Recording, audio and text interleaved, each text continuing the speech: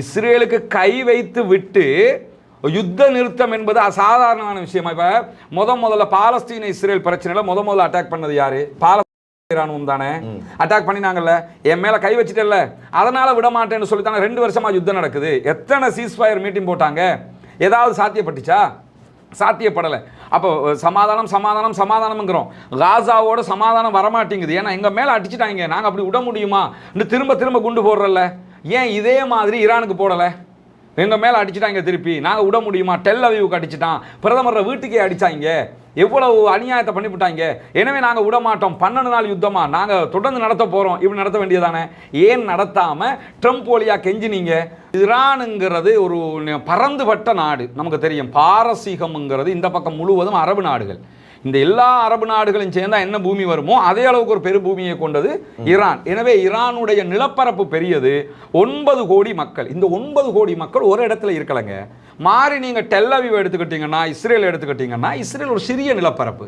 அந்த இஸ்ரேல்னா ஆக்கிரமிக்கப்பட்ட பாலஸ்தீனம், அது சிறிய நிலப்பரப்பு. டெல் அவீவே வந்து துபாய் மாதிரி இருக்கும், நெருங்கி நெருங்கி நெருங்கி நெருங்கி இருக்கக்கூடிய சிட்டி. நம்ம கொழும்பு கூட அப்படி கிடையாதுல்ல, நெருக்கமான இடங்களை. கொழும்புல ஒரு சில இடங்களை தான் நீங்க பார்க்க முடியும். ஒரு அட்டாக் நடந்தா கூட எல்லாம் காலியா போயிடும். இப்போ டெல் அவீவ் மட்டும் எடுத்துக்கிட்டீங்கன்னா, டெல் அவீவுடைய அழிவே அவர்களுடைய ஊடகங்கள் என்ன சொல்லுதுன்னா 3 1 பங்கை ஈரான் அழித்து விட்டது அப்படிங்கிறாங்க. சவுதிக்காரனுக்கு இல்லாத டெக்னாலஜி, அரபு மேற்கு நாடுகள்கிட்ட இல்லாதது, ஈவன் ரஷ்யா அமெரிக்காட்ட இல்லாத டெக்னாலஜி அவன்கிட்ட இருக்குதுங்கிறத காட்டிட்டானா இல்லையா? பொருளாதார தடை, 70 வருஷமா உள்ள நுழைய முடியாது, எதுவுமே பண்ண முடியாது. ஆனா பாலிஸ்டிக் அடிக்கிறான், சூப்பர்சோனிக் அடிக்கிறான். வளிமண்டலத்துக்கு வெளியில போய் நின்று தன்னுடைய திசையை தானே தேர்வு செய்கிற ஆயுதத்தை கொண்டு தாக்குதல் நடத்தப்படுகிறது. அதுவும் இஸ்ரேலுக்குள்ள நுழைய முடியுமானா கரெக்டா மொசாதுடைய தலைமையகத்துக்கு அட்டாக் நடக்குது. குறிப்பாக இந்த யுத்தம் ஆரம்பித்ததே காசாவை மையமாக வைத்து. ஈரான் காசாவுக்கு தங்களுடைய ஆதரவினை வழங்கி வந்தது. அந்த பின்னணியிலே தான் இந்த யுத்தம் ஆரம்பிக்கின்றது. எனவே காசாவை மறந்துவிட்டு எந்த யுத்த நிறுத்தம் பற்றியும் இங்கே பேச முடியாது. எனவே எதிர்வரக்கூடிய காலத்திலே காசாவுடைய நிலைமை என்ன? காசாவுடைய மக்கள் அவர்கள் நிம்மதியாக வாழ்வதற்கான நிபந்தனைகள் அங்கே போடப்பட்டிருக்கின்றனவா என்று கேட்டால்,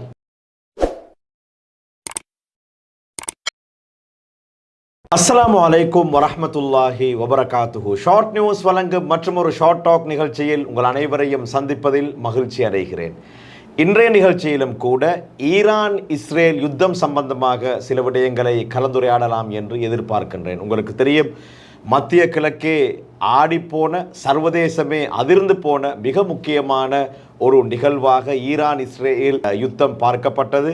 அமெரிக்கா தடுமாறிக் கொண்டிருந்தது. இப்போது யுத்த நிறுத்தம் அறிவிக்கப்பட்டிருக்கின்றது. திடீர் என்று ஏன் இந்த யுத்த நிறுத்தம்? என்னென்ன கோரிக்கைகள் எல்லாம் முன்வைக்கப்பட்டிருக்கின்றன? என்னென்ன நிபந்தனைகளுக்கு இணங்கி இந்த யுத்த நிறுத்தம் மேற்கொள்ளப்பட்டிருக்கின்றது என்ற விடயங்களை இந்த கலந்துரையாடலிலே கலந்துரையாடுவதற்கு நாங்கள் தயாராக இருக்கின்றோம். என்றும் கூட சகோதரர் ரஸ்மின் MISC என்னோடு இணைந்திருக்கின்றார். நிகழ்ச்சிக்குள் அவர்களை அன்போடு வரவேற்றுக் கொள்கிறேன். அஸ்ஸலாமு அலைக்கும் வரஹ்மத்துல்லாஹி வபரகாத்துஹு. வலைக்கும் ஸலாம் வரஹ்மத்துல்லாஹி வபரகாத்துஹு. கடுமையான ஒரு போர் திடீரென்று தூக்கத்தில் இருந்து எழுந்தவுடன் யுத்த நிறுத்தம் என்று அறிவித்து விட்டார்கள். ஏதோ பெரிதாக நடைபெறப் போகின்றது என்று பலரும் எதிர்பார்த்தார்கள். ஆனால் உண்மையிலே யுத்த நிறுத்தம் அனைவருக்கும் சந்தோஷமான ஒரு விடயம். இந்த உலகத்திலே சமாதானம் மேலோங்க வேண்டும் என்பதில் எந்த விதமான மாற்று கருத்தும் இல்லை. ஆனால் திடீர் என்று யுத்த நிறுத்தம் என்று அறிவிக்கப்பட்டதன் பின்னணி என்ன? திடீரென யுத்த நிறுத்தம் அறிவிக்கப்பட்டதை பொறுத்தவரையில் சிம்பிளாக நம்ம புரியணும்னா, இதுக்கு மேலே ஈரானை எதிர்கொள்ள முடியாது. அதுதான் முதன்மை காரணமே. ஈரானோடு 12 நாள் யுத்தம். இது 12 நாளைக்கு மேலே தாக்குப்பிடிக்க முடியாது. ஏன்னா உள்ள நாங்கள் எதெல்லாம் செய்வோம்னு இஸ்ரேல் உள்ளே புகுந்தாங்களோ அல்லது அமெரிக்கா உள்ளே போனதோ எந்த ஒன்றையுமே அவர்களால் அடைய முடியவில்லை, அடைய முடியாது என்பது தெரியும். ஏன்னா இப்போ காலகட்டத்தை பொறுத்தவரையில் இந்த வாருடைய சிஸ்டமே மாறி போயிருக்குது. முன்னையெல்லாம் எப்படின்னு கேட்டால் தரைப்படையை அனுப்புவாங்க, அதுக்கு பிறகு வான்படையை அனுப்புவாங்க, விமான தாக்குதல்கள் நடக்கும். இன்றைக்கி நீங்கள் பார்த்தீங்கன்னா அமெரிக்காவும் இஸ்ரேலும் விமானப்படை தாக்குதல்களை தான் உக்கிரமாக நடத்தியது. ஆனால் ஈரான் விமானப்படை தாக்குதல்களை நடத்தலை. நம்ம ட்ரோன் அட்டாக் பண்ணாங்க, அது வேறு. விமானப்படை தாக்குதல்கள் எதையுமே நேரடியாக நடத்தாமல் அவங்க முழுவதுமே பாலிஸ்டிக் மிசைல் தாக்குதல்களாக தான் நடத்தினாங்க.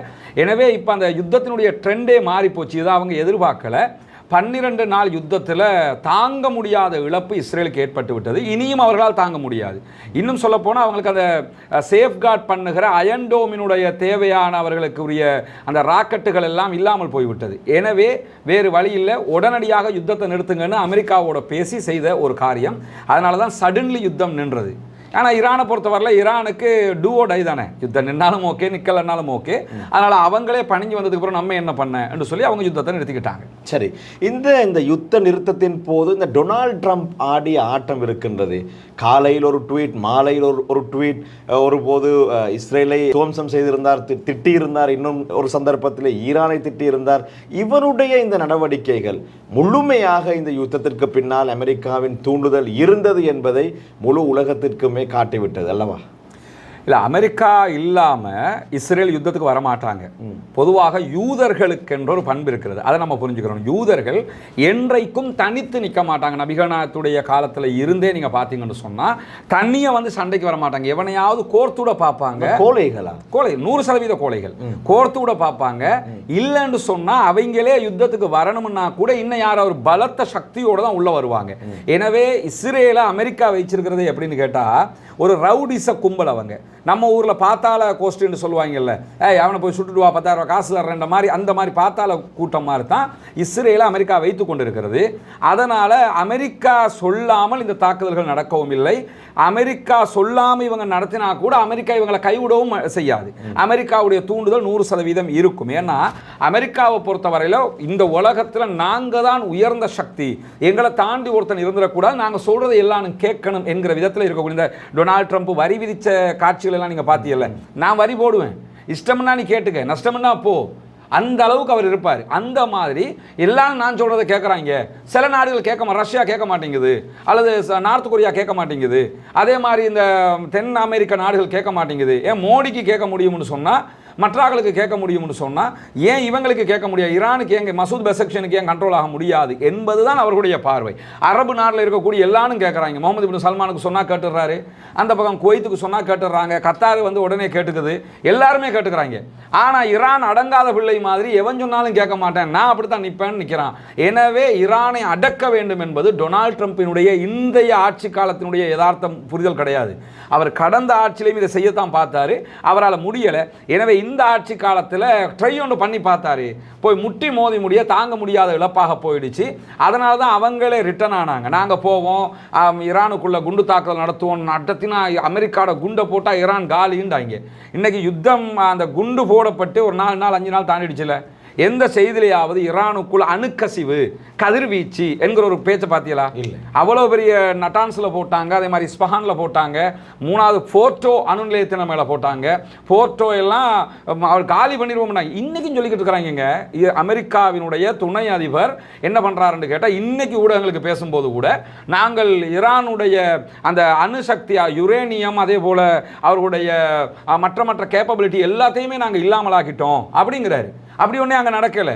இன்றைக்கு இஸ்ரேலுடைய நம்ம பேசுகிற இன்றைய நாள் நீங்கள் எடுத்துக்கிட்டீங்கன்னா இஸ்ரேலி ஹயோம், ஜெருசலம் போஸ்ட் எல்லோருமே கிண்டல் அடிக்கிறார்கள், கார்ட்டூன் போட்டுக்கிட்டு இருக்கிறாங்க.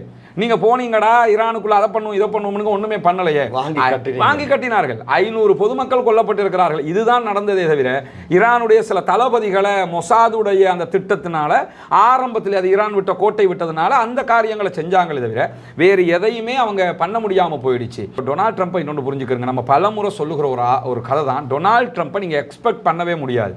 அவர் யதார்த்தமா ஒரு பிசினஸ் மேன், வியாபாரத்தை தான் பார்ப்பாரு. எங்கேயாவது ஒரு நாட்டுக்குள்ள பிசினஸ் பண்ண முடியுமான்னு பார்ப்பாரு. அது முடியலைன்னா அது பிசினஸுக்கு எப்படி வலிக்கு இழுக்கிறதுன்னு பார்ப்பாரு. இப்போ கூட சந்தேகப்படுறதுக்கு இல்லை. இன்னும் ஒரு 4 மாதம் போனது பிறகு ஈரான் வழியாகவே அவர் பிசினஸை பண்ணாலும் நம்ம யோசிக்கிறதுக்கு ஒன்றும் இல்லை. இப்படி பிசினஸை யோசிப்பார். அதை தாண்டி அவரை பொறுத்தவரையில் என்னுடைய புரிதல் என்னன்னா, அவருடைய வயசுக்கு இனிமே போதுங்கிற லெவலுக்கு இருக்கக்கூடிய ஒரு ஆள். அவர் வயசு போயிடுச்சு. அதனால என்னமோ தெரியல, காலையில் ஒன்று பேசுவார், அடுத்த கணம் வேற ஒன்று இந்த எச் ராஜா பார்த்துருக்கீங்களா தமிழ்நாட்டில்? எச் ராஜான்ற ஒருத்தர் இருக்காரு. அந்த ஆள் இப்போ ஒன்றை பேசி போட்டு நான் எங்கே சொன்னேன் சொல்லுங்க அப்படின்னு உங்கள்கிட்ட கேட்பாரு. அந்த மாதிரி ஒரு கேரக்டர் தான் வந்து டொனால்ட் ட்ரம்ப். ஊடகங்களை கூட ஒழுங்காக அணுக தெரியாத ஒரு ஆள். ஊடகங்கள்கிட்ட பேசும்போது பச்சை தூஷணத்தில் பேசினார். எல்லா ஊடகங்களும் அதை தலைப்பு செய்தி ஆகிச்சு. அதே மாதிரி CNN பட்டப்பட்டையா ஏசுறாரு. இப்படி எந்த ஒரு அமெரிக்க அதிபரும் நடந்து கொண்டு, ஒபாமாவோட காலத்தில் நிறைய அழிவுகள் நடந்துச்சு, அது வேற, அதை நம்ம ஒரு நாள் அங்கீகரிக்க முடியாது. ஆனால் ஒபாமா வந்து ஒரு டீசென்ட்டான ஒரு பாலிசியை மெயின்டைன் பண்ணிக்கிட்டு இருந்தார். இந்த ஆள்கிட்ட அதெல்லாம் நீங்கள் அன்டீசென்ட் ஃபெலோன்னு சொல்கிற அளவுக்கு நடக்கக்கூடிய ஒரு ஆள். எனவே அவருடைய தூண்டுதல் இல்லாமல் இது நடக்கவே இல்லை. அவர் சொல்லித்தான் எல்லாமே நடந்தது. இப்போது இந்த இரு தரப்புக்கும் அதிகமான பாதிப்புகள் யாருக்கு ஏற்பட்டது என்ற ஒரு வினா வருகின்றது அல்லவா? யாருக்கு அதிகமான பாதிப்பு? அதிகமான பாதிப்புன்னா உண்மையாகவே அதிகமான பாதிப்பு இஸ்ரேலுக்கு தான் ஏற்பட்டிருக்கு. அதுக்கு 2 காரணம் இருக்குது. ஒன்று என்னன்னா, ஈரானுங்கிறது ஒரு பரந்துபட்ட நாடு. நமக்கு தெரியும், பாரசீகம்ங்கிறது இந்த பக்கம் முழுவதும் அரபு நாடுகள். இந்த எல்லா அரபு நாடுகளும் சேர்ந்தா என்ன பூமி வருமோ அதே அளவுக்கு ஒரு பெரு பூமியை கொண்டது ஈரான். எனவே ஈரானுடைய நிலப்பரப்பு பெரியது. 9 கோடி மக்கள். இந்த 9 கோடி மக்கள் ஒரு இடத்துல இருக்கலைங்க, பரந்துபட்ட பூமியில் இருக்கிறாங்க அவங்க. இப்போ ஈரானுடைய தலைநகர் தெஹரான் எடுத்துக்கிட்டிங்கன்னா, தெஹரானில் மட்டும் 1 கோடி மக்கள் இருக்கிறாங்க. கேபிட்டல் சிட்டியில் அப்படி இருப்பாங்க. இதை தாண்டி மற்ற எல்லா சிட்டிகள்லையும் தான் கிட்டத்தட்ட 9க்கு மேற்பட்ட மாநிலங்கள், அங்கே தான் இவ்வளோ மற்ற 8 கோடியும் பிரிஞ்சிருக்கிறாங்க. அப்போ தமிழ்நாட்டை எடுத்துக்கிறீங்களேன், தமிழ்நாட்டில் 7-7.5 கோடி மக்கள் இருக்கிறாங்க. ஆனால் சென்னையில் மட்டுமே நம்ம 1.5 கோடி 2 கோடி மக்கள் இருப்பாங்க. அது கடுமையான மக்கள் நெரிசல் கொண்ட ஒரு நகரம். ஆனால் ஈரானை பொறுத்தவரை அப்படியான இடம் கிடையாது. ஆனால் இதையே மாறி நீங்கள் டெல் அவீவ் எடுத்துக்கிட்டிங்கன்னா, இஸ்ரேல் எடுத்துக்கிட்டிங்கன்னா, இஸ்ரேல் ஒரு சிறிய நிலப்பரப்பு. அந்த இஸ்ரேல்னா ஆக்கிரமிக்கப்பட்ட பாலஸ்தீனம், அது சிறிய நிலப்பரப்பு. டெல் அவீவே வந்து துபாய் மாதிரி இருக்கும், நெருங்கி நெருங்கி நெருங்கி நெருங்கி இருக்கக்கூடிய சிட்டி. நம்ம கொழும்பு கூட அப்படி கிடையாதுல்ல, நெருக்கமான இடங்களை கொழும்புல ஒரு சில இடங்களை தான் நீங்கள் பார்க்க முடியும். வேணும்னா பெட்டா மார்க்கெட்டை பார்க்க முடியும், நெருக்கமாக இருக்கும். அதே மாதிரி இப்போ தமிழ்நாட்டை எடுத்துக்கிட்டோம்னா மண்ணடி, சென்னையில் உள்ள ஒரு பகுதிகள் இருக்குது, நெருக்கமாக இருக்கும். இப்படி இருக்கக்கூடிய ஒரு பகுதி தான் வந்து டெல் அவீவ்ங்கிறது. டெல் அவீவ் ரொம்ப நெருக்கம். எனவே ஒரு அட்டாக் நடந்தால் கூட எல்லாம் காலியாக போயிடும். இப்போ டெல் அவீவ் மட்டும் எடுத்துக்கிட்டிங்கன்னா, டெல் அவீவுடைய அழிவே அவர்களுடைய ஊடகங்கள் என்ன சொல்றதுன்னா, 1/3 பங்கை ஈரான் அழித்து விட்டது அப்படிங்கிறாங்க. அந்த 1/3 பங்கு எவ்வளோ சொல்கிறாங்கன்னு கேட்டால் கிட்டத்தட்ட 47 பில்லியன் USD வருங்கிறாங்க. மொத்தம் கிடையாது, டெல் அவீவுடைய நஷ்டம் 47 பில்லியன் USDன்னு சொன்னால், மொத்த காசாவை அழிச்சிருக்கிறாங்கல்ல, மொத்த காசாவை திருப்பி கட்டி எடுக்கிறதா இருந்தால் எவ்வளவு வரும், எவ்வளவு தேவைன்னு சொல்லி சொன்னால் 41 பில்லியன் டு 43 பில்லியனுங்கிறாங்க. அப்போ மொத்த காசாவை கட்டி அமைக்கிறதுக்கு எவ்வளோ தேவையோ அதை விட அதிகமான தொகை மீண்டும் இஸ்ரேலுடைய தலைநகர் டெல் அவீவை கட்டமைக்கிறதுக்கு தேவை அப்படிங்கிறாங்க. அதை தாண்டி இப்போ காசாவுக்குள்ள வந்த இழப்புகள் எல்லாம் 2 ஆண்டுகளாக நடந்த இழப்புகள். இது 12 நாளைக்குள்ள நடந்த இழப்புகள் டெல் அவீவில் மட்டும். அதை தாண்டி நீங்கள் பார்த்தீங்கன்னு சொன்னால், இஸ்ரேலுடைய அவருடைய கெத்தையை இல்லாமல் ஆக்கிட்டாங்கல்ல. இஸ்ரேலுக்குள்ள யாராவது தாக்க முடியுமான்னு கேட்குறாங்க. இஸ்ரேலுக்கு கை வைத்து விட்டு யுத்த நிறுத்தம் என்பது அசாதாரணமான விஷயம். இப்போ முதல்ல பாலஸ்தீன இஸ்ரேல் பிரச்சனையில் முதல்ல அட்டாக் பண்ணது யாரு? பாலஸ்தீன விடுதலை ராணுவம் தானே அட்டாக் பண்ணினாங்கல்ல. என் மேல கை வச்சுட்டல, அதனால விட மாட்டேன்னு சொல்லித்தாங்க 2 வருஷமா யுத்தம் நடக்குது. எத்தனை சீஸ்ஃபயர் மீட்டிங் போட்டாங்க? ஏதாவது சாத்தியப்பட்டுச்சா? சாத்தியப்படலை. அப்போ சமாதானம்ங்கிறோம், காசாவோட சமாதானம் வரமாட்டேங்குது. ஏன்னா எங்கள் மேலே அடிச்சுட்டாங்க, நாங்கள் அப்படி விட முடியுமா? திரும்ப குண்டு போடுறல. ஏன் இதே மாதிரி ஈரானுக்கு போடலை? எங்கள் மேலே அடிச்சுட்டாங்க, திருப்பி நாங்கள் விட முடியுமா? டெல் அவீவுக்கு அடிச்சுட்டான், பிரதமர் வீட்டுக்கே அடித்தாங்க, எவ்வளவு அநியாயத்தை பண்ணிவிட்டாங்க. எனவே நாங்கள் விட மாட்டோம், 12 நாள் யுத்தமா நாங்கள் தொடர்ந்து நடத்த போகிறோம். இப்படி நடத்த வேண்டியதானே? ஏன் நடத்தாமல் ட்ரம்ப் வழியா கெஞ்சினீங்க? அதாவது இந்த யுத்த நிறுத்தம் வந்த அன்னைக்கு நீங்கள் எடுத்துக்கிட்டீங்கன்னா, தெஹரானுடைய அரச தொலைக்காட்சியினுடைய அறிவிப்பாளர் இருக்கார்ல, அவர் சத்தம் போட்டு மேசையில் அடித்து கத்தினார். என்ன சொன்னார்னு சொன்னால், ஆயத்துல்லா அலி ஹாமனி இடத்தில் கெஞ்சினார் ட்ரம்ப் அப்படின்னாங்க. நான் என்ன கேட்குறேன்னு கேட்டால், இதுக்கு ஏதாவது ஒரு மறுப்பை அமெரிக்கா சொன்னதா? எங்கேயும் சொல்லலை. அப்போ கெஞ்சி கூத்தாடித்தான் இந்த யுத்தத்தை வந்து நிறுத்தினாங்க. அப்படி என்றால் ஈரானில் 500 பேர் மௌத்தா போயிருக்கிறாங்க, 500 பேர் மரணிச்சுக்கிறாங்க. எனவே ஈரானுக்கு பலத்தாடினா, ஈரான் வெளிப்படையாக சொன்னாங்க எத்தனை பேர் கொல்லப்பட்டிருக்கிறாங்க, என்ன இழப்புன்னு சொன்னாங்க. இஸ்ரேல் வெளிப்படையாக சொல்லலை, எல்லா ஊடகங்களையும் கண்ட்ரோல் பண்ணாங்க, இராணுவ கண்ட்ரோலை போட்டாங்க. எந்த ஊடகம் எங்கள்கிட்ட கேட்காம எதுவும் போடக்கூடாது. அதை மீறி பல செய்திகள் வெளியே வந்தது. வெளியே வந்ததில் என்ன சொன்னாங்கன்னா, இதுவரைக்கும் 50+ பேர் கொல்லப்பட்டிருக்கிறாங்க அப்படிங்கிறாங்க. இப்போ 50 பேர் கொல்லப்பட்டதுங்கிறது உண்மையான்னு கேட்டால் உண்மை இல்லை. ஏன் உண்மை இல்லைன்னு கேட்டால், ஈரானுடைய ஒரு தாக்குதல் நடந்தது அவருடைய சொரேகா மருத்துவமனை மேலே. அந்த தாக்குதல் நடந்ததோட டொனால்ட் ட்ரம்ப், அதாவது இஸ்ரேலிய பிரதமர் பெஞ்சமின் நெத்தன்யாஹு வந்து என்ன சொல்றாருன்னு சொன்னால், எங்களுடைய மக்களை கொத்து கொத்தாக கொள்கிறீர்கள், நாங்கள் விட மாட்டோம்ங்கிறாரு. 50 பேரை கொள்வது, கொத்து கொத்தாக கொள்வது, அது 50 பேர் அவ்வளோ நாளாக கொண்டது. சொரேகா மருத்துவமனைக்கு அட்டாக் பண்ணினது மட்டும்தான். உடனே எங்கள் மக்களை கொத்து கொத்தாக கொள்கிறீர்கள் அப்படிங்கிறார். கொத்து கொத்தாக கொள்றதுனா நீங்கள் ஒரு 500 பேரையாவது கொண்டிருக்கணும். அப்போ என்ன அர்த்தம்னா, சொரேகா மருத்துவமனைங்கிறது காசாவில் அட்டாக் பண்ணி காசா போராளிகளால் அடி வாங்கிட்டு காயப்பட்டு கிடப்பாங்கல்ல, அந்த சோல்ஜரை ட்ரீட்மெண்ட் பார்க்குறது தான் சொரேகா மருத்துவமனை. அதுக்கு வச்சு வெளுத்ததோட என்ன ஆயிடுச்சுன்னு சொன்னால், அதில் பல பேர் கொல்லப்பட்டுட்டாங்க. அதை மறைச்சிக்கிட்டு தான் இந்த மைண்ட் வாய்ஸை வந்து வெளியில் பேசினது. இன்னும் சொல்ல போனால், இன்னைக்கு மலேசியாவுடைய நேஷனல் மீடியாக்களுடைய தரவு பிரகாரம் என்ன சொல்கிறாங்கன்னா, மொசாதுடைய உளவு பிரிவை சேர்ந்தவர்களையே 3000 பேருக்கு மேலே ஈரான் போட்டு தள்ளியிருக்கலாம் என்று மலேசியாவினுடைய ஊடகங்கள் சொல்கிறது. மொசாதுக்கு வேலை பார்த்தாங்கன்னு சொல்லி இதுவரைக்கும் 700க்கும் மேற்பட்டவர்களை ஈரான் கைது செய்திருக்கிறது. 18 பேரை தூக்கில் போட்டிருக்கிறாங்க. இந்த 12 நாளுக்குள்ள 18 பேரை தூக்கில் தொங்க விட்டுருக்காங்க. 700 பேருக்கு மேலே கைது பண்ணியிருக்கிறாங்க. ஏன்னா மொசாது உள்ள நிறைய வேலை பார்த்தான், எல்லாரையுமே தட்டி தட்டி தட்டி தட்டி தூக்கினாங்க. அப்போ மொசாதுடைய ஆக்கள் கைது செய்யப்பட்ட 700 பேர் கைது. ஈரானுடைய எத்தனை பேரை கைது பண்ணீங்க? ஒருத்தரை கூட கைது பண்ணலை. இவர்களுடைய விமானம், அதாவது F-35 விமானங்கள், உலகத்தில் யாராலும் அட்டாக் பண்ண முடியாது என்று சொன்ன 4 விமானங்களை அடிச்சு கீழே உளுத்தாட்டினாங்க. அதனுடைய விமானிகளை கைது பண்ணியிருக்கிறாங்க. இவங்களுடைய எத்தனை பேர் அவங்க கைது பண்ணாங்க? என்ன சொல்லலாம்னா, ஈரானுடைய தளபதிகளை நாங்கள் கொன்னுட்டோம், 5 பேரை கொன்றமா இல்லையா அப்படின்னு சொல்லுவாங்க. அது ஆரம்பத்தில் நீங்கள் கொன்றதை யாருமே மறுக்கலையே, தளபதிகளை கொன்றீங்க. அதே நேரத்தில் காசாவில் அப்படி பார்த்தா எத்தனை இஸ்ரேலுடைய தளபதிகள் கொல்லப்பட்டாங்க?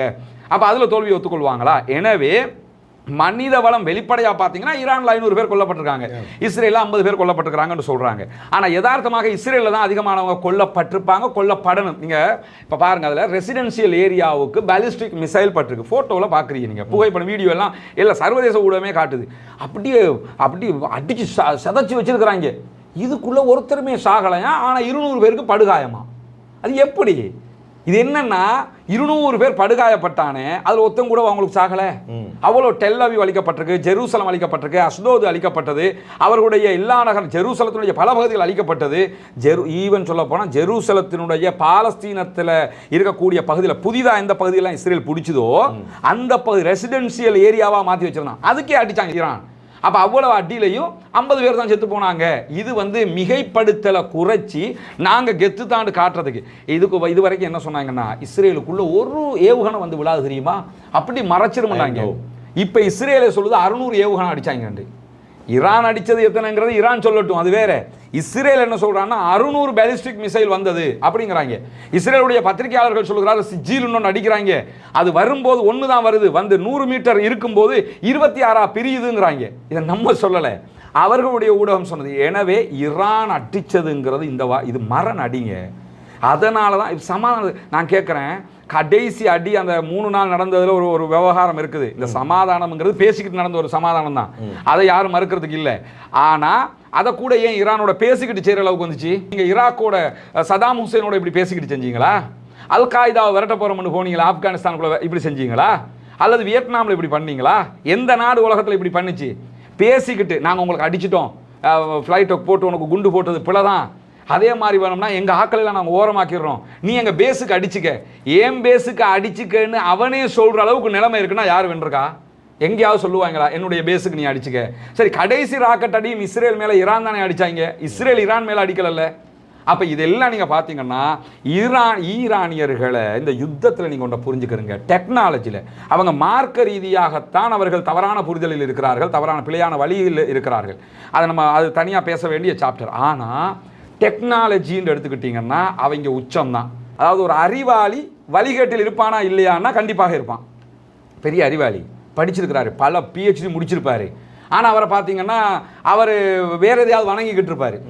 அந்த வணக்கம் இபாதத்து விஷயங்களில், வணக்க வழிபாடுகளில், அவருடைய மதம் சார்ந்த விவகாரங்களில் தவறான புரிதல். நிறைய விஞ்ஞானிகள் என்ன பண்ணுவான்டா, கடவுளை இல்லைன்னு கிடப்பான். இந்த உலகத்தை படித்தது எல்லாம் இயற்கை, காற்று எல்லாம் இயற்கை அப்படின்னு கிடப்பான். ஆனால் அவன் அறிவாளி. ஆனால் நேர்வழியில் இருக்கிறானா?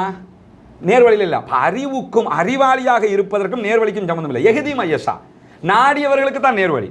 நீங்கள் அறிவாளிங்கிறதுனால உங்களுக்கு நேர்வழி, நீங்கள் அறிவாளி நான் படிச்சு எல்லாம் கரெக்டாக இருந்துருவேன் அர்த்தம் இல்லை. அதை அல்லாஹ் தான் தருவான். ஆனால் அந்த அறிவாளியால் இந்த டெக்னாலஜி விஷயங்களை திளைக்க முடியும். அப்போ ஈரானியர்களுடைய மத விவகாரத்தை நான் இங்கே பேச வரல, அதில் அவர்கள் தவறான வழியில் இருக்கிறார்கள் 100, அதில் எந்த மாற்று கருத்தும் கிடையாது. ஆனால் டெக்னாலஜியை நீங்கள் எடுத்துக்கிட்டிங்கன்னா சவுதிக்காரனுக்கு இல்லாத டெக்னாலஜி, அரபு மேற்கு நாடுகள்கிட்ட இல்லாதது, ஈவன் ரஷ்யா அமெரிக்காட்ட இல்லாத டெக்னாலஜி அவன்கிட்ட இருக்குதுங்கிறத காட்டிட்டானா இல்லையா? பொருளாதார தடை, 70 வருஷமாக உள்ள நுழைய முடியாது, எதுவுமே பண்ண முடியாது. ஆனால் பாலிஸ்டிக் அடிக்கிறான், சூப்பர்சோனிக் அடிக்கிறான், வளிமண்டலத்துக்கு வெளியில் போய் நின்று தன்னுடைய திசையை தானே தேர்வு செய்கிற ஆயுதத்தை கொண்டு தாக்குதல் நடத்தப்படுகிறது. அதுவும் இஸ்ரேலுக்குள்ள நுழைய முடியுமானா கரெக்டாக மொசாதுடைய தலைமையகத்துக்கு அட்டாக் நடக்குது. உளவு பிரிவுக்குள்ள தலைமையகங்கள் எதெல்லாம் இருக்கோ எல்லாத்துக்கும் கரெக்டாக அடி விழுகுது. எப்படி இதெல்லாம் பண்ணாங்க? அப்போ என்ன அர்த்தம்னா அவர்கள் டெக்னாலஜியில் உச்சம் போவார்கள், போய் இருக்கிறார்கள். எனவே பாதிப்பு யாருக்குன்னு கேட்டிங்கன்னா 100% இந்த யுத்தத்தில் தோல்வி அடைந்தது இஸ்ரேலும் அமெரிக்காவும். அதனால தான் இப்போ கெஞ்சினாங்க, காலில் விழாத குறையா கெஞ்சி பேசிக்கிட்டு தான் இந்த முடிவுக்கு வந்தாங்க. ஜெயிச்சது ஈரான் தான். ஈரான் தான் இனிமேல் சவுத் ஏசியாவினுடைய மத்திய கிழக்கினுடைய வல்லரசு என்பதை யாரும் மாற்ற முடியாது. சரி, அவ்வளோ அடி வாங்கினான்ல, அடி வாங்கினவன் சரண்டர் தானே ஆகணும். ஈரான் பாராளுமன்றம் தீர்மானம் 222 மெம்பர்ஸ், அவங்க எம்பிக்களும் சேர்ந்து பாராளுமன்றத்தில் தீர்மானம் கொண்டு வந்துட்டாங்க. சர்வதேச அணுத்தடுப்பு முகமையோடு நாங்கள் இனி போவதில்லை. இஸ்ரேல் மாதிரி தான் நாங்களும் பண்ணிட்டாங்க. நீ அணு ஆயுதத்தை வச்சுக்கிட்டு அணு ஆயுதத்தை கண்ட்ரோல் பண்ணுகிற சர்வதேச அமைப்போடு இணங்க மாட்டேங்கிற, எங்கள்கிட்ட நாங்களும் இணங்க மாட்டோம். இனிமே அணு தடுப்புன்ற பேரில் ஒருத்தன் உள்ள போக முடியாது. இதுக்கு முன்னும் கூட போயிருப்பாங்க, அட்டாக் சண்டை நடக்காம இருந்துச்சுன்னு வைங்களேன், ஏய் நாங்கள் போகணும், அப்படி தானே போனாங்க, நாங்கள் வரணும் பார்க்கணும் பாங்க, இவங்களும் சும்மா வந்து பார்த்துட்டு போனாங்க. இப்போ கேட்குறாங்க, அமெரிக்கா அடித்தது நட்டான்ஸில் அடித்தான், இஸ்பஹானில் அடித்தான், அதே மாதிரி போர்ட்டோவில் அடித்தான். ஆனால் அங்கே யுரேனியமே இருக்கலை. இப்போ செறிவூட்டப்பட்ட யுரேனியம்ங்கிறது, செறிவூட்டப்பட்ட யுரேனியம் இது ஒன்று 500 ரூபா காசு இல்லை, பர்ஸில் வச்சுட்டு எடுத்துக்கிட்டு போகிறதுக்கு, இடுப்பில் சொருகிக்கிட்டு போகிறதுக்கு, அது உங்கள் வீட்டில் வச்சுக்கிறேங்க, அப்புறம் நம்ம பிறகு வந்து எடுத்துக்கிறேன் அப்படின்னு சொல்கிறதுக்கு ஒரு ஐபேடோ லேப்டாப்போ கிடையாது. இது செறிவூட்டப்பட்ட யுரேனியம். அதை வந்து அது கொஞ்சம் சரிக்கினா கூட எல்லாருமே நாசம், லட்சக்கணக்கான மக்கள் செத்துருவாங்க. அதை இந்த உலகத்தில் எவனுக்கும் தெரியாமோ கண்ணை மறைச்சி ஒரு இடத்துல ஒளிச்சு வச்சிருக்கிறான்னு சொன்னால் அவன் அறிவாளியா, இவன் அறிவாளியா? கண்டிப்பாக. அப்ப அதை ஒளிச்சு வச்சுட்டான்ல. இன்னைக்கு சர்வதேச அணுத்தடுப்பு முகமையினுடைய தலைவர் என்ன சொல்றாருன்னு கேட்டா, எங்க அதை கொஞ்சம் காட்டுங்க, நாங்க உள்ள வந்து பாக்குறதுக்கு அனுமதிக்குங்க, ஒருத்தன் வரக்கூடாதுன்னு பார்லிமெண்ட்ல இன்றைக்கு சட்டம் கொண்டு வந்துட்டான். இப்ப யாருங்க கெத்து? ஈரான் தானே. சிவசேனா, இந்தியாவினுடைய மும்பை டெல்லிகளில் இயங்கக்கூடிய ஒரு கட்சி சிவசேனா, பால் தாக்கரே அவங்க எல்லாம் இருந்த கட்சி. சிவசேனாவினுடைய ஒரு முக்கியமான மெம்பர் இன்றைக்கு பத்திரிகைகளுக்கு பேட்டி கொடுக்குறாரு. ஈரானுக்கு இருந்த கெத்து வந்து இந்தியாவுக்கு இல்லாமல் போச்சு, ஈரான் மாதிரி இருக்கணும், பாகிஸ்தான் விஷயத்தில் நீங்கள் அப்படி இருக்கலை, பார்த்தீங்களா நின்று பார்த்தா பிடிச்சாம பார்த்தீங்களா அப்படின்னாங்க. இன்னும் சொல்ல போனால் இந்த யுத்த காலப்பகுதிகளில் இந்தியா பிரிக்ஸில் இருக்கிறாங்க, பிரிக்ஸ் கூட்டமைப்பில் சைலண்ட்டாக இருந்தாங்க, யூஎன்ல சைலண்டாக இருந்தாங்க. இன்னைக்கு ஈரானுக்கு எதிராக நடத்தப்பட்ட தாக்குதல் பிழைன்னு சொல்லி பிரிக்ஸ் முடிவெடுக்குது, இந்தியாவும் சேர்ந்து ஆமாம் பிழை தாங்கிறாங்க. இப்போ யாருங்க ஜெயிச்சா? எனவே வெற்றி சாதாரண அடியில் எனக்கு பர்சனலாக எனக்கு மட்டும் இல்லை, எல்லோருக்கும் இருக்கக்கூடிய ஒரு மனக்கவலை என்னன்னா, யுத்தங்கள் நடத்தப்படக்கூடாது, அதில் எந்த மாற்று கருத்தும் இல்லை, அமைதி திரும்ப வேண்டும், யாரும் சண்டையிடக்கூடாது, பொதுமக்கள் கொல்லப்படக்கூடாது. ஆனால் இந்த 12 நாள் யுத்த விஷயத்தில் உடனடியாக அவன் சொன்னான், அவன் கேட்டான், கெஞ்சினான்றதுக்காக ஈரான் இந்த முடிவுக்கு வந்திருக்க கூடாது. மொத்தமாக வெளுத்து முடிச்சிருக்கணும். இனிமே யோசிக்க கூடாது, எந்த நாட்டுக்குள்ளேயும் போகிறதுக்கு மொசாது நினைக்கக்கூடாது, அமெரிக்கா நினைக்கக்கூடாது. அந்த மாதிரி ஒரு இன்னொரு 10 நாள் அடிச்சிருந்தாண்டு வைங்க, அதுக்கப்புறம் நீங்கள் மேப்பில் தேட வேண்டி வரும், எங்கே இஸ்ரேல் ஒன்று இருந்துச்சா தேட வேண்டி வந்திருக்கும். அதை செய்யாமல் இந்த இடத்துக்கு போனாங்கல்ல, அது மட்டும்தான் முடிச்சிருக்கணுங்கிற ஒரு மனக்குறை தான் எல்லோருக்கும் இருக்கிறது. எனவே ஜெயிச்சது ஈரான் தான். சரி, திடீரென்று இந்த யுத்த நிறுத்தம் அறிவிக்கப்பட்டிருக்கின்றது. அப்படியாக இருந்தால் பல நிபந்தனைகள் அங்கே பேசப்பட்டிருக்கும். குறிப்பாக இந்த யுத்தம் ஆரம்பித்ததே காசாவை மையமாக வைத்து. ஈரான் காசாவுக்கு தங்களுடைய ஆதரவினை வழங்கி வந்தது, அந்த பின்னணியிலே தான் இந்த யுத்தம் ஆரம்பிக்கின்றது. எனவே காசாவை மறந்துவிட்டு எந்த யுத்த நிறுத்தம் பற்றியும் இங்கே பேச முடியாது. எனவே எதிர்வரக்கூடிய காலத்திலே காசாவுடைய நிலைமை என்ன? காசாவுடைய மக்கள் அவர்கள் நிம்மதியாக வாழ்வதற்கான நிபந்தனைகள் அங்கே போடப்பட்டிருக்கின்றனவா என்று கேட்டால், இதில் அந்த காசா தொடர்பாக வெளிப்படையாக ஏதாவது நிபந்தனை போடப்பட்டிருக்கிறதான்னா எந்த ஒரு ஆவணத்திலும் டாக்குமெண்ட்ரி ரீதியாக நமக்கு பார்க்க முடியலை தான். ஆனால் நடவடிக்கைகளை பார்க்கும்போது சம்திங் ஏதோ ஒன்று நடந்திருக்கலாம் என்று ஊகிக்க முடிகிறது. ஆனால் ஈரான் அதை வெளிப்படையாக சொல்லணும். ஏன்னா இந்த ட்ரூ ப்ராமிஸ் என்கிற பேரில் தான் இந்த தாக்குதல்களையே ஈரான் ஆரம்பித்தாங்க. முதல் தடவையாக ஈரானுக்கு இஸ்ரேல் அட்டாக் பண்ணதோட ட்ரூ ப்ராமிஸ் 1, ரெண்டாவது ட்ரூ ப்ராமிஸ் 2, இப்போ அடித்தது இந்த 12 நாள் ட்ரூ ப்ராமிஸ் 3. ட்ரூ ப்ராமிஸ்ங்கிறது என்னன்னு கேட்டால் வாக்குறுதி கொடுத்தது. அவங்க உண்மை வாக்குறுதி. யாருக்கு கொடுக்கப்பட்ட வாக்குறுதின்னு கேட்டால் பாலஸ்தீன விடுதலை இராணுவத்துக்கு கொடுக்கப்பட்ட வாக்குறுதி.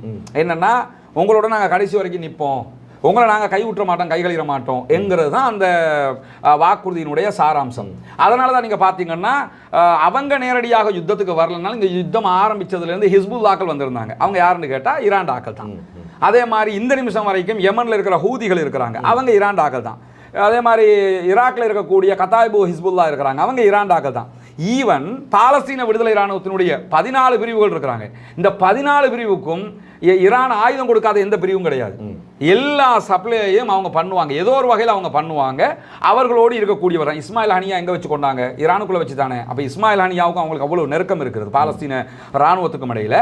இன்னும் சொல்ல போனால் பாலஸ்தீனத்துக்குள்ளே இருக்கக்கூடிய இந்த பங்கர் சிஸ்டம் இருக்குல்ல, இதை முழுமையாக அதுக்கு அந்த வேலையெல்லாம் செஞ்சு கொடுத்ததே நார்த் கொரியாவும் ஈரானும் அவங்க தான். அதனால தான் இப்போ இந்த இஸ்ரேல் அடிக்கும்போது கூட ஈரானுடைய வெப்பன் கேப்பபிலிட்டியை இல்லாமலாக்க முடியாமல் இருக்குது. என்னென்னு கேட்டால் அவங்க எல்லாமே பங்க் அண்டர் கிரவுண்டில் தான் வச்சுருக்காங்க. இந்த அண்டர் கிரவுண்ட் சிஸ்டத்தை எல்லாம் பண்ணி கொடுத்தது ஈரானும் நார்த் கொரியாவும் தான் பண்ணி கொடுத்தாங்க. அப்போ அந்த அளவுக்கு அவர்கள் நெருக்கமாக இருக்கக்கூடியவர்கள். எனவே இந்த யுத்த நிறுத்தத்தை பொறுத்தவரையில் இது ஆரம்பித்ததே அங்கேருந்து தானுங்கிறது எல்லோருக்கும் தெரியும். ஈரான் அதை விட்டுட்டு போகவும் மாட்டாங்க. ஏன்னா அவர்களும் மஸ்ஜிதுல் அக்ஸா விவகாரத்தில் எப்படிங்கிறது நமக்கெல்லாம் தெரியும். மார்க்க ரீதியாக அவர்கள் வேறு திசை, நம்ம வேறு திசையாக இருக்கலாம். ஆனால் பாலஸ்தீன விவகாரத்தில் அவங்க அன்றிலிருந்து இன்று வரைக்கும் இருக்கிறார். இன்னும் சொல்லப்போனால் பாலஸ்தீனத்தில் இருக்கக்கூடிய மக்கள் வந்து சுன்னா பேசுகிற முஸ்லீம்கள், குரான் சுன்னாவில் இருக்கக்கூடிய மக்கள். ஆனால் ஈரானுங்கிறது அவங்க ஷியா சிந்தனையில் இருக்கக்கூடியவங்க. அப்படி இருந்தும் யமன் ஷியா சிந்தனையில் இருக்கக்கூடியவங்க, ஹெஸ்புல்லாக ஷியா சிந்தனையில் இருக்கக்கூடியவங்க. இவங்க தான் வந்து நின்னாங்களே தவிர சுன்னா பேசுகிற எந்த நாடுகளும் அவங்களுக்காக வந்து நிற்கல. எனவே இந்த சந்தர்ப்பத்திலையும் அவங்க ஒன்றுமே பேசாமல் விட்டுருப்பாங்கன்றலாம் நம்ம நினைக்க முடியாது. இப்போ 2 நாளில் பேச்சுவார்த்தை ஆரம்பிக்க போகுது. பாலஸ்தீனத்திற்கும் இஸ்ரேலுக்கும் இடையிலான சமாதான பேச்சுவார்த்தைகள் ஆரம்பிக்கப்பட போகிறது. எனவே அந்த பேச்சுவார்த்தைகளில் என்ன நடக்க போகிறது என்பதை நம்ம கவனிக்கணும். ஆனால் இப்போ கத்தார் உடனடியாக கத்தாருக்கே அடித்தாங்களே, கத்தார் போர்ட்டுக்கு அடிக்கிறான். அடுத்த கத்தார் இங்கே தான் சமாதானத்தை பேசி முடித்தாங்க. கத்தாருடைய அதிபர் பேசும்போது என்ன சொல்கிறாருன்னு சொன்னால், நாங்கள் காசா விவகாரத்தில் 2 நாளில் பேச்சுவார்த்தைக்கு வருவோம். ஏன்னா காசாக்கு தீர்வு காணாமல் இது முடியாது என்றது ட்ரம்ப்புக்கு மட்டும் இல்லை, உலகத்தில் எல்லாருக்குமே தெரியும். எனவே காசா விவகாரத்தில் ஏதோ ஒரு உடன்பாட்டுக்கு அவர்கள் வந்திருக்க கூடும். அதை இன்னும் ஈரான் வெளிப்படையாக சொல்ல மாட்டேங்கிறாங்க. அதை சொல்லணும். சொன்னால் இப்போ இதுவரைக்கும் நடந்த யுத்தம் ஈரான் இஸ்ரேல் யுத்தம் என்கிற ஒரு நிலையில் கடந்து போகலை. ஈரான் காசாவுக்காக செய்த யுத்தம், அதுதான் இந்த யுத்தத்தினுடைய சாராம்சம். இது இஸ்லாமிய பார்வையெல்லாம் இல்லை. இஸ்லாமிய வார் சிலாக்கள் என்னன்னா சில ஹதீஸ்கள் இருக்குது. 2 பெரும் சக்திகள் மோதிக்கொள்ளாத வரைக்கும் மறுமை நாள் வராது. இதை எடுத்து போட்டு பார்த்தீங்களா, இஸ்ரேல் ஒரு பெரும் சக்தி, ஈரான் ஒரு பெரும் சக்தி. அப்போ இப்போ யுத்தம் நின்றுடுச்சு, அப்போ மறுமை நாள் இப்போ வந்துடுச்சா? இப்போ என்னன்னா மறுமை நாளுடைய ஹதீஸை வந்து கரெக்டாக புரியணும். அது 2 பெரும் சக்திகள்ங்கிறது காலாகாலமாக ஒவ்வொரு 2ஆம் உலக யுத்தத்திலையும் இதை சொல்லிக்கிட்டு இருந்தாங்க. அது மறுமை நாளுடைய அடையாளமாக இனி இல்லை என்கிற அளவுக்கு ஒன்று வரலாம். அப்போ நம்ம இருக்கலாம், இல்லாமலும் இருக்கலாம், அல்லாஹு ஆலம். அந்த நம்பிக்கை நம்ம இருக்கணும். எனவே இந்த யுத்தம் வந்து இஸ்லாமிய யுத்தம் அல்ல. ஆனால் ஹாமனி அடிக்கடி என்ன சொன்னார் என்று சொன்னா, நாங்கள் எங்கே ஒரு முஸ்லீம் பாதிக்கப்பட்டாலும் நிற்போம், யாருங்கிறது எங்களுக்கு தேவையில்லை அப்படின்றாரு. அந்த அளவுக்கு அவங்க சொன்னவங்க எதுக்கு சொன்னாங்கன்னா காசா விவகாரத்தை அடிப்படையாக வச்சு தான் சொன்னாங்க. எனவே காசாவுக்காக நடந்த வார் தான் இது. இந்த அடிப்படையில் நடந்த வாரில் எங்களுக்கு காசாவாச்சு நீங்களாச்சு நான் எடுத்து வட்டியை கட்டிட்டு போகிறேன் என்று ஈரான் போகுமான்னு கேட்டால் அப்படி போக மாட்டாங்க. அப்படி போனால் உலக முஸ்லீம்களை என்ன செய்வாங்கன்னா, ஈரானை வந்து அப்போ ஈரானும் இஸ்ரேலையும் சண்டை பிடிச்சிச்சு அப்படின்ட்டு கடந்து போயிடுவாங்க. எனவே தான் அவங்க என்ன பண்ணுவாங்கன்னு கேட்டால், இதில் ஏதோ ஒரு விவகாரம் நடந்திருக்கலாம் என்று நம்ம இன்னும் நம்பிக்கிட்டு இருக்கிறோம். ஏன்னு கேட்டால் அது ஈரான் வெளிப்படுத்தணும். இந்த சில நாட்களுக்குள்ள இஸ்ரேல் என்ன ஈரான் அதாவது காசா விவகாரத்தில் என்ன நடக்க போகுதுங்கிறத பொறுத்து இருந்து பார்க்கணும். இல்லை எல்லாத்தையும் ஒரே இடத்துல சொல்லிட மாட்டாங்க. ஆனால் யுத்த நிறுத்தத்திற்கு பின்னாலும் கூட காசாவிலே தாக்குதல் நடத்துறாங்க. இப்போ இன்னைக்கு காலை வரைக்கும் 31 பேர் கொல்லப்பட்டிருக்கிறாங்க. இப்போ எத்தனை நம்ம பார்க்கணும். ஆனால் அதே நேரத்தில் 7 இஸ்ரேலுடைய சோல்ஜர்ஸையும் பாலஸ்தீன விடுதலை ராணுவம் இன்னைக்கு கொண்டு இருக்கிறாங்க. அது பெரிய அடி அவங்களுக்கு. அப்போ ரெண்டும் நடக்கிறது. ஆனால் உடனே நிற்காதுல்ல. ஆனால் பழைய மாதிரி நெத்தன்யாகு ஆட முடியுமான்னு கேட்டால், நெத்தன்யாவுக்கு இருக்கிற ஒரே துரும்பு அது மட்டும்தான். இப்போ என்னன்னா ஈரான் இஸ்ரேல் ஓர வச்சியும் பெருமை பீத்தி எலெக்ஷனில் வெல்ல முடியாது. இப்போ இருக்கிறது காசா மட்டும். ஆனால் காசா விவகாரத்தில் இப்போ கிட்டத்திலேயே ஒரு தீர்வு வருவதற்கான வாய்ப்புகள் நமக்கு தெரியுது. எப்படி அல்லாஹ் எப்படி வைக்கப்படுறான்னு தெரியலை. வரும்னு நம்ம நம்புகிறோம். ஏன்னா நான் நம்பலை. ஈரான் இந்த வந்த வேகத்தில் அவங்க யாராக இருக்கலாம், அவர்கள் இஸ்ரேலோடு இந்த பண்ணின வார வச்சு பார்க்கும்போது அவங்க சாதாரணமாக காசாவை விட்டு கொடுத்துட்டு போகிறவங்க கிடையாது. அப்படி விட்டு கொடுத்து போனால் அவங்களுக்கு பெரிய நஷ்டம். ஏன்னா இனிமேல் அவங்களுடைய ப்ராக்ஸிஸாக காசா போராளிகள் இருக்க போகிறதில்லை. ஈவன் அவர்களுடைய யமனிகள் கூட அவங்களுக்கு சப்போர்ட் இல்லாமல் போயிடுவாங்க. ஹிஸ்புல்லாக்களும் அவங்களை கலட்டி விட்டு போய்கிட்டே இருப்பாங்க. ஏன்னா இவங்களுக்கு நடந்தது நாளைக்கு நமக்கு நடந்துடும் அப்படின்னு நினச்சிருவாங்க. எனவே அந்த இடத்துக்கு அவங்க போகிறதுக்கு வாய்ப்பே கிடையாது. காசா விவகாரத்தில் ஏதோ நடந்திருக்கலாம், அதை அவங்க தான் சொல்லணும். கொஞ்சம் பொறுத்து நேற்று வீடியோலேயும் நம்ம இதை தான் சொன்னோம். கொஞ்சம் பொறுத்து. ஆனால் இந்த கடைசி 3 நாள் நடந்த விவகாரங்களை பொறுத்தவரையில் அதை அவங்க பேசிக்கிட்டு தான் செஞ்சுருக்கிறாங்கிறது. கத்தாருக்கு நாங்கள் நைட்டுக்கு வானொலியை மூடிக்க, நான் அடிக்கிற மாதிரி அடிப்பேன் அப்படின்னாங்க. அமெரிக்காவுடைய ஆட்கள் தான் வெளியெடுத்தாங்க. இதெல்லாம் அப்படி தான் நடந்திருக்கிறது. ஆனாலும் அதிலே நீங்கள் பார்த்தீங்கன்னா ஈரானுக்கு தானே அந்த வாய்ப்பு அமெரிக்கா கொடுத்தான். அது நீ பேசிக்கிட்டாலும் எங்களுக்கு அடிக்கிறது நாங்கள் ஒத்துக்கலாமா அப்படின்னு கேட்கல. ஏன்னா கொடுத்து தான் ஆகணும்.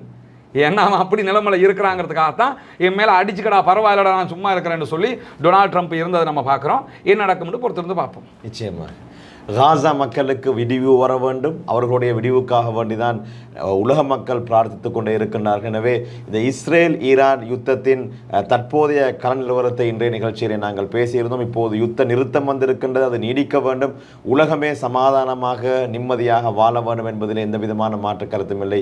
எம்மை போன்று உங்களை போன்று காசாவிலே இருக்கக்கூடிய ஒவ்வொரு மனிதர்களும், ஒவ்வொரு சிறுவர்களும் பெரியவர்களும் நிம்மதியாக வாழ வேண்டும் என்ற பிரார்த்தனையோடு இன்றைய நிகழ்ச்சியை நாங்கள் இதோடு நிறைவுக்கு கொண்டு வருகின்றோம். எங்களுடைய அழைப்பை ஏற்று கலையகத்திற்கு வந்து என்னோடு கலந்துரையாடிய சகோதரர் ரஸ்மின் அவர்களுக்கும் நன்றிகளை தெரிவித்துக் கொள்கிறேன். ரொம்ப நன்றி.